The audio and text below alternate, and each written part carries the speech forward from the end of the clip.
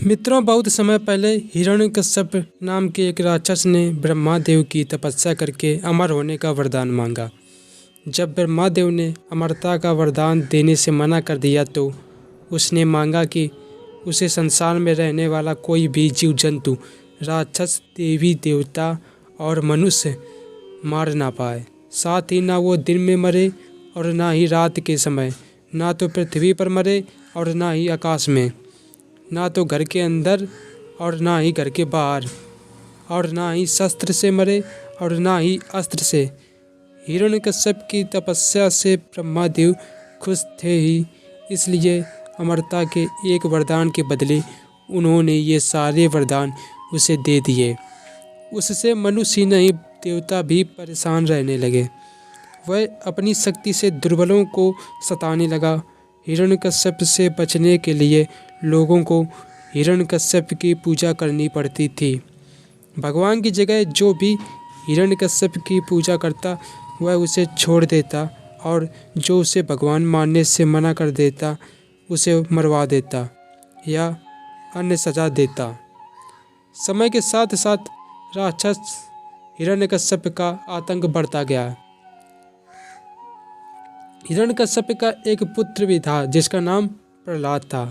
हिरण्यकश्यप ने प्रहलाद को कई बार विष्णु भगवान की पूजा करने से मना किया और कहा, मैं ही भगवान हूँ, तुम मेरी पूजा करो।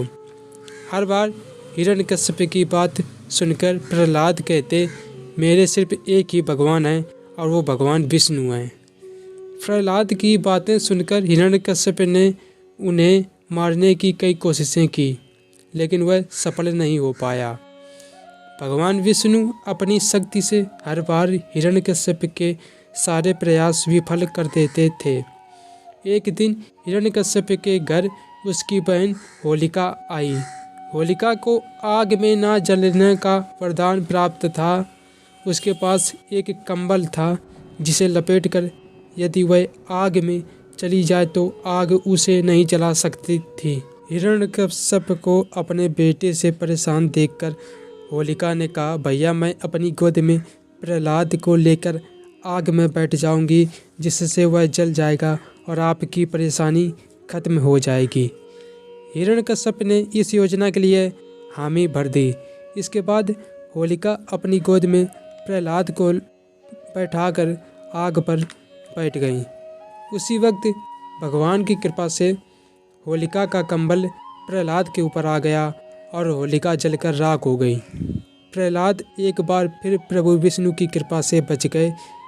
आग में जिस दिन होलिका जलकर भस्म हो गई थी, उसी दिन को आज तक लोग होलिका दहन के नाम से जानते हैं। इसे बुराई पर अच्छाई की जीत के रूप में देखते हुए खुशी में होलिका दहन के अगले दिन रंगों से होली खेली जाती है। मित्रों, इससे हमें सीखने को मिलता है कि बुराई कितनी भी ताकतवर हो, एक दिन जीत अच्छाई की ही होती है। इसी वजह से हमेशा बुराई का मार्ग छोड़कर अच्छाई का मार्ग अपनाना चाहिए।